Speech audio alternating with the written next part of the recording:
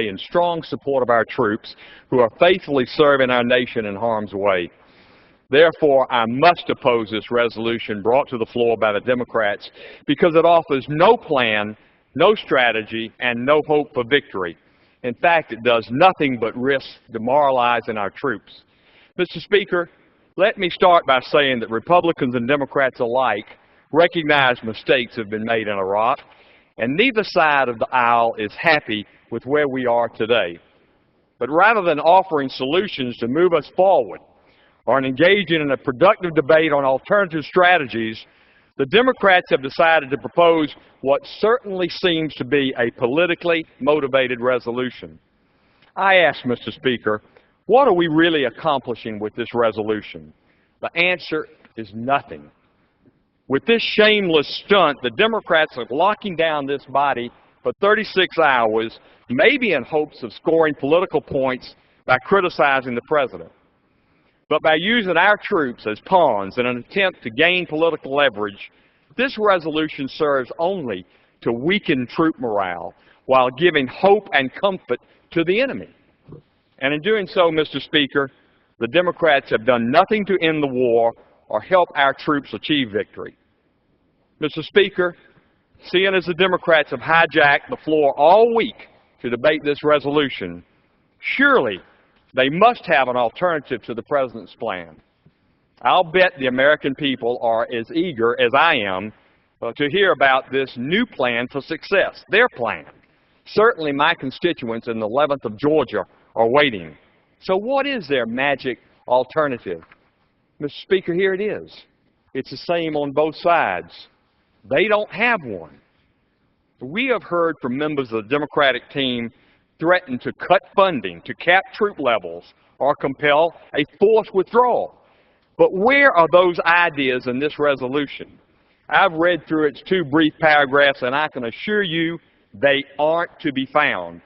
Sadly, the Democrats lack the political will to fully engage in a meaningful debate on Iraq policy. They have refused to allow a vote on funding for the war, which would give members an opportunity to show support for our troops with actions and not empty words.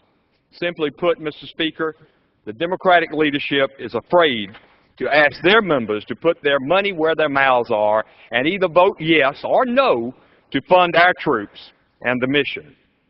Isn't this why that they've denied Republicans an opportunity to offer an alternative bill or even a motion to recommit?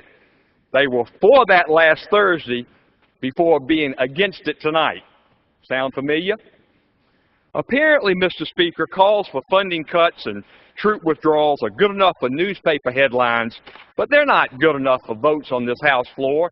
Let me remind my colleagues that sound bites for the nightly news will do nothing to win this war against terror. Mr. Speaker, America has a long tradition of standing on the right side of this fight for freedom, even when it is a difficult stand to make. And the right course of action today is to stand by the Iraqi people until their government, their police and military can ensure the security of their own nation. As in any war, there have been setbacks in Iraq, but as in past wars, we will move towards our goal. This Democratic resolution is a thinly veiled attempt to sound the retreat, and that amounts to an unacceptable act of playing politics with our national security. Mr. Speaker, as you have heard over the past 2 days, this is a serious debate with very serious ramifications. It is not simply a resolution, a simple resolution, I think the Democrats would like to characterize it. But on one hand, we have a shot at victory. We have an opportunity to push back the cause of radical terrorism. On the other hand, we have a 2-paragraph, non-binding resolution that's essentially a vote of no confidence in the Commander-in-Chief.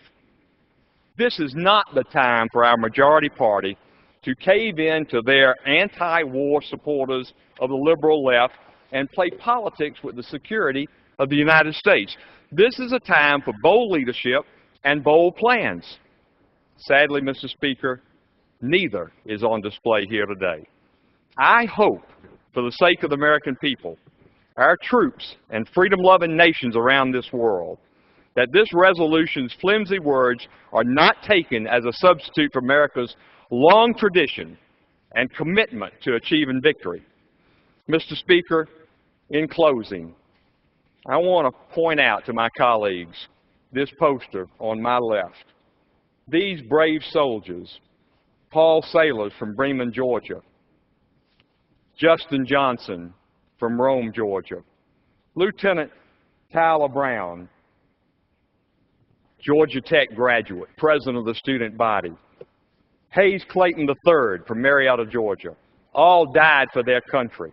Mr. Speaker, we cannot turn our backs on them. We could not say to their moms and dads, their brothers and sisters, their wives and their children, that we supported sending them in harm's way, and they gave their lives for their country, and now we're saying it was for naught, it was for nothing, it was not worth it. We can't let that happen, Mr. Speaker. I want my colleagues on both sides of the aisle join with me in voting down this meaningless resolution, and I yield back. The gentleman